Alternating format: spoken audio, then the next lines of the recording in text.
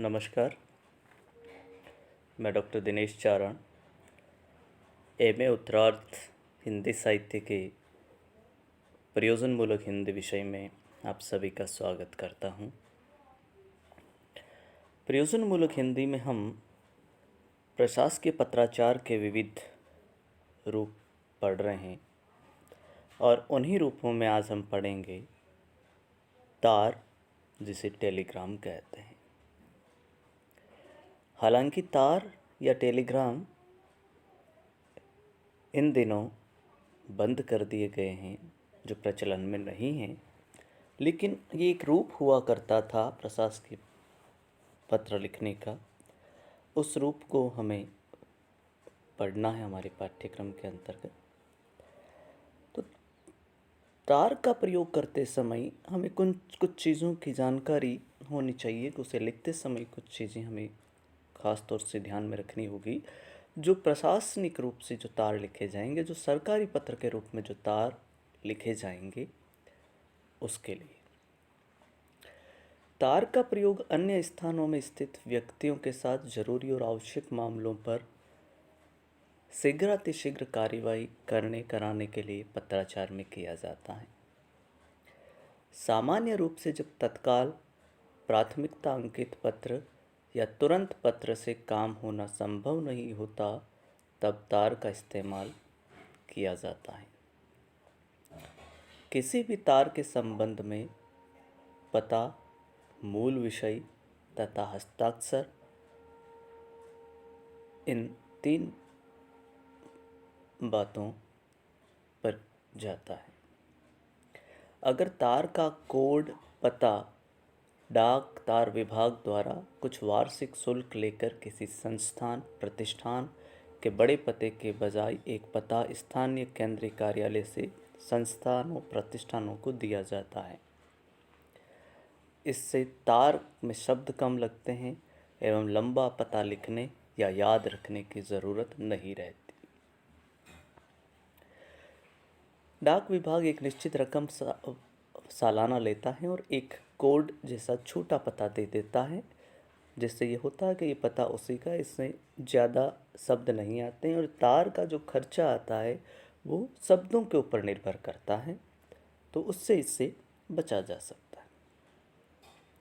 तो जो पता होता है, दिया हुआ तार का कोड होता है, वही लिखना चाहिए। अगर कोड पता नहीं है तो पता में उतने ही शब्दों का प्रयोग किया जाए कि जिससे तार ठीक जगह ठीक समय पर पहुंच जाए। इसी प्रकार तार की विषय वस्तु का लेखन भी उतने कम से कम शब्द हो जिससे कि प्राप्ता उसके आशय को समझ सके। तार की भाषा संक्षिप्त एवं स्पष्ट होनी चाहिए। अंत में हस्ताक्षर तथा पदनाम लिखना चाहिए। तार फॉर्म में मुद्रित स्थान पर अपना पूरा पता लिखना चाहिए। साधारण भाषा में भेजे गए तार में इसके लिए डाक तार विभाग कोई शुल्क नहीं लेता है। तार भेजने के बाद उसकी पुष्टि के लिए डाक से अलग से तार की एक प्रतिलिपि भिजवानी चाहिए। शासकीय तारों में शासकीय शब्द अवश्य लिखना चाहिए। पते के स्थान पर सरकारी मोहर का उपयोग किया जाना चाहिए। ये बातें शासकीय तार लिखते समय ध्यान में रखनी चाहिए। भाषा की दृष्टि से तार 2 प्रकार के होते हैं, अर्थात शब्दबद्ध तार अथवा स्पष्ट भाषी तार एवं बीजांक।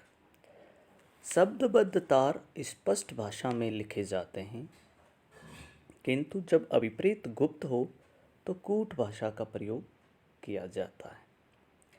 ऐसे तारों को बीजांक या गूढ़ भाषी अथवा कूट तार कहा जाता है। बीजांक कूट तारों के संपादन, संख्यांकन और प्रेषण में विदेशी तारों के मामले में विदेश मंत्रालय द्वारा जारी किए गए अनुदेशों का सावधानी से पालन किया जाना चाहिए और अंतर्देशीय तारों में गृह मंत्रालय के अनुदेशों का पालन किया जाना चाहिए। विदेशों में कूट भाषा ब्यूरो द्वारा ये तार स्वीकार तथा वितरित किए जाते हैं। और तार लिखते समय ये ध्यान रखना चाहिए, अगर कोई अंतर्राष्ट्रीय तार हैं जो विदेश में भेजा जा रहा है तो उन नियमों का पालन करना चाहिए जो उसके लिए बने हैं, और कोई देश के अंदर ही भेजा जा रहा है तो गृह मंत्रालय ने जो अनुदेश दिए हैं उनका पालन करना आवश्यक है। सरकारी तारों में प्रयोग करने के लिए उन पर अंकित 4 अग्रता संकेतों को ध्यान में रखा जाता है और वे इस प्रकार हैं। जीवन रक्षा SVH, जब समुद्र विमान में लोगों का जीवन खतरे में हो अथवा किसी कार्य के लिए उत्तर के विलंब के कारण निर्धारित अवधि समाप्त हो जाने की आशंका हो, तब जीवन रक्षा अग्रता संकेत का प्रयोग किया जाता है। जब ऐसी आपात स्थिति आ जाती है, कोई विमान या जहाज खतरे में हो, तो उसके लिए सिर्फ इतना ही लिखना बहुत है, जीवन रक्षा, जिससे ये संकेत चला जाएगा कि कोई विपदा में फंस गया इस रूप में जहाज या विमान। दूसरा लिखा होता है अति तत्काल। तीसरा संक्रियात्मक तत्काल। नौसैनिक, सैनिक और वायु सैनिक आपातकालीन संक्रियात्मक संदेशों के लिए सुरक्षित हैं। चौथा तत्काल और पांचवा आवश्यक। ये पांचों किसी न किसी रूप में तार के ऊपर अंकित होना है, इनमें से कोई एक का।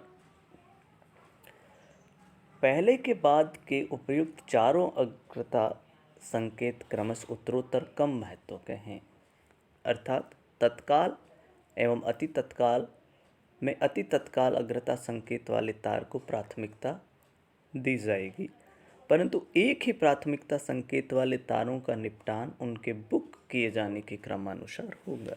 अगर ये पांचों इस रूप में है तो उसमें अति तत्काल को सबसे पहले लिया जाएगा और बाकी को बाद में, और सारे ही अगर अति तत्काल हैं तो जो तार पहले बुक हुआ वो पहले जाएगा और उसके बाद क्रम से दूसरे जाएंगे। अति तत्काल, संक्रियात्मक तत्काल और तत्काल तार भेजने का अधिकार उप सचिव एवं उससे उच्चतर सचिवालयी अधिकारियों को ही होता है। बीजांक तथा कूट तारों के अलावा तार की पुष्टि प्रतियां डाक से भेजी जानी चाहिए। अगर तार भेज दिया गया है तो उसके बाद भी उसकी जो एक प्रति है वो डाक से भी भेजनी चाहिए। आइए हम देखते हैं तार का नमूना किस प्रकार से तार लिखा जाता।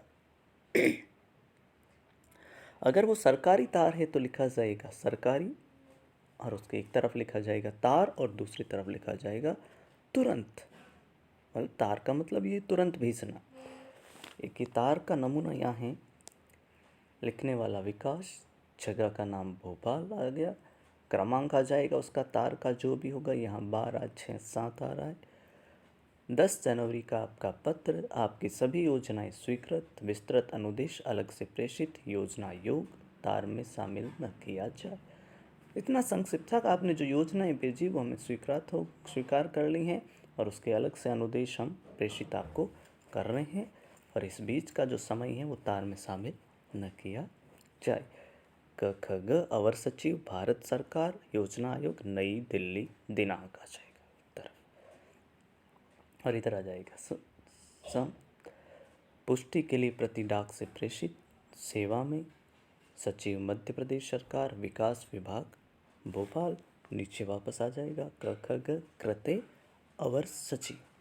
तो इस प्रकार से हम ये तार लिखते हैं जिसमें बहुत संक्षिप्त में सारी बात कह दी जाती है। जैसे इसमें आ गया कि आपका पत्र इतने तारीख का क्रम संख्या का हमें मिला, आपने जो योजनाएं भेजी थी वो हमने स्वीकृत कर ली और उसके अनुदेश, उसके नियम हम अलग से प्रेषित कर रहे हैं, और ये बात कह करके यहाँ पर उन्होंने बात समाप्त कर ली। ये ज़रूरी है वो तार जिस रूप में जैसा भी होगा वो हम 5 रूप यहाँ बता चुके हैं कि पहला है जीवन रक्षा, दूसरा अति तत्काल, तीसरा संक्रियात्मक तत्काल, चौथा तत्काल और पांचवा आवश्यक। इनमें सबसे पहले जो तार जाएगा वो अति तत्काल का जाएगा, और भी तार अगर अति तत्काल से हैं तो वो अपने क्रम के हिसाब से जाएंगे। जो पहले बुक किया गया वो पहले, और उसके बाद में जो बुक हुए हैं वो उसके बाद में जाएंगे।